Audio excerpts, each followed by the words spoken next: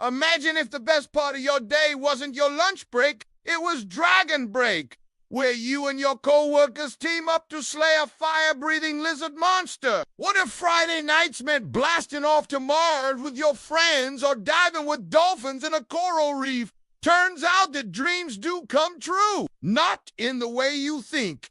Welcome to virtual reality. No magic, no flying monkeys, just a headset and a whole lot of work. First things first, what the heck is Well, it's exactly what it sounds like.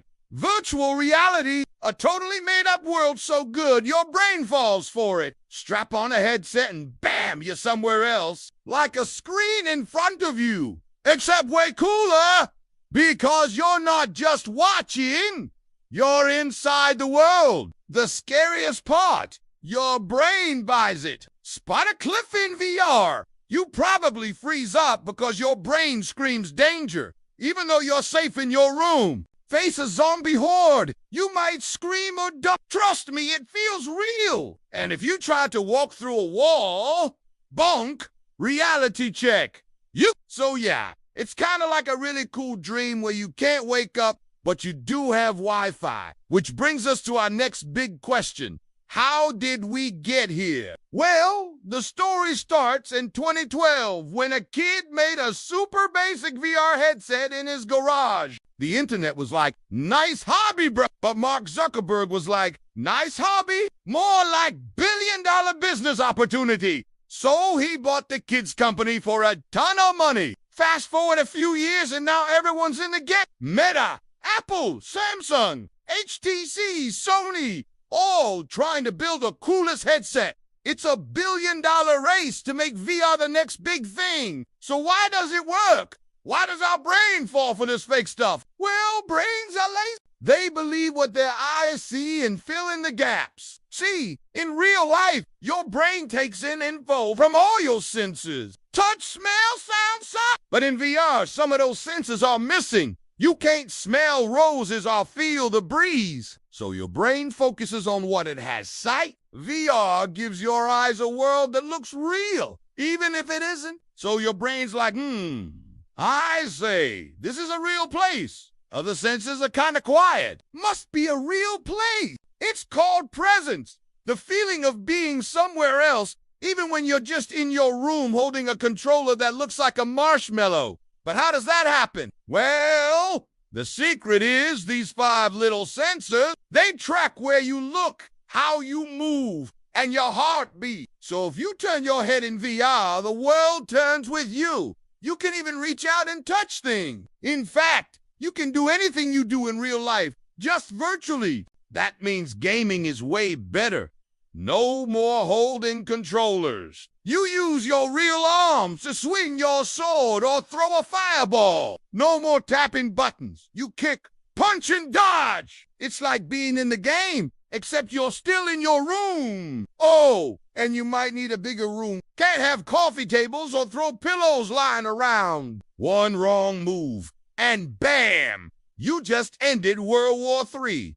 There are even suits that make you feel everything, like being punched, stabbed, or drenched in water. But hey, at least you can take off the suit. You can't remove being punched in the gut. It's intense, but maybe a little dangerous. Just imagine if someone hits you in VR. Then you come back home and punch your mom. Whoops. Well, that problem has a solution, haptics. These tiny vibrations on your fingertips can make anything feel real. A gentle breeze, a hard surface, even a chainsaw in your hand. The coolest part, you can feel things without touching them. So when you're playing games, you can dodge fireballs, grab treasure chests, and high-five unicorns, all without risking your precious fingers. Speaking of fingers, they're not just for gamers anymore. They're for workers, students, and anyone who wants to experience something new. Surgeons use VR to practice operations on fake hearts. Firefighters battle virtual fires to sharpen their skills. Even NASA trains astronauts to spacewalk without leaving Earth. Talk about saving money on travel. As for regular folks, Well, they can tour ancient Roman history class or practice their Spanish in a virtual cafe. Basically, VR makes boring stuff fun and risky stuff safe. But let's be honest, the best part is playing games. You can fight zombies, explore galaxies, and solve mysteries. It's like living in a movie. Plus, there are special games designed for VR Beat Saber. Anyone ever wanted to slice up blocks and triangles to the beat of the music? Now's your chance. And don't worry, it's not as hard as it looks. Probably, whoa. I haven't tried it myself, but it seems simple enough. I mean, you're just hitting blocks, right? Right now. Here's the thing. The future of VR isn't just about headset. It's about living, working, and playing in a whole new world. A world that's more colorful, more fun, and maybe a little bit safer. Imagine your next job interview. You read chilling in your jammies on Mars instead of sitting across from a scary boss in a sterile office. How about school? Instead of memorizing dates, your time traveling to witness ancient Egypt firsthand. Yay, that's studying. Here's the cat. All that awesomeness needs Wi-Fi that works. Fast, reliable Wi-Fi that doesn't lag or stutter. Because in VR, every millisecond counts. If the connection drops, you might miss an important detail like an incoming fireball or a hidden treasure chest. But don't sweat it. There's a fixed Starlink. By the end of 2024, Starlink will launch its second-gen satellites, doubling the network's capacity and speed. That means faster downloads, fewer buffering woes, and a seamless VR experience. Whether you're slaying dragons or having a job interview on Mars, you won't miss a beat. With Starlink, you can truly immerse yourself in any VR environment without worrying about connectivity issues. So whether you're exploring new worlds, attending virtual classes, or working remotely on Mars, you can do it all with the reliability of Starlink's high speed. Ready to join the Starlink revolution? Visit the website below to learn more. And here's another bonus. VR can help real life. Doctors use it to treat phobias by dropping patients into virtual elevators.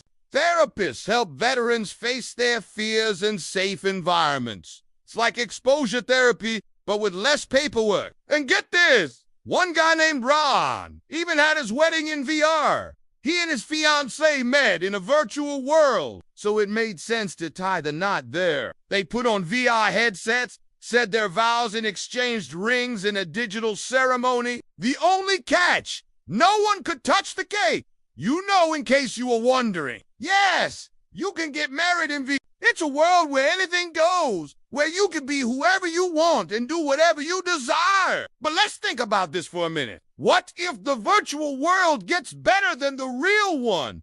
More color, more control, more fun. No bills, no traffic, no awkward silences. Wouldn't you want to stay in VR? So here's the deal. Virtual reality lets you escape the real world, but it also lets you improve it. Faster Wi-Fi means more immersive experiences. With Starlink's revolutionary technology, you can enjoy VR gaming, work, and entertainment without any hiccups. So buckle up, because the future's here and it's looking pretty darn real. Speaking of the future, you know what else is coming? Non-stop awkward silence. Unless you tap that like button for more brain snacks. Subscribe for more curiosity-fueled adventures. And share this with someone who needs a good laugh or a brain workout. It's me. This is my Morsels. Keep thinking. I'll see you later.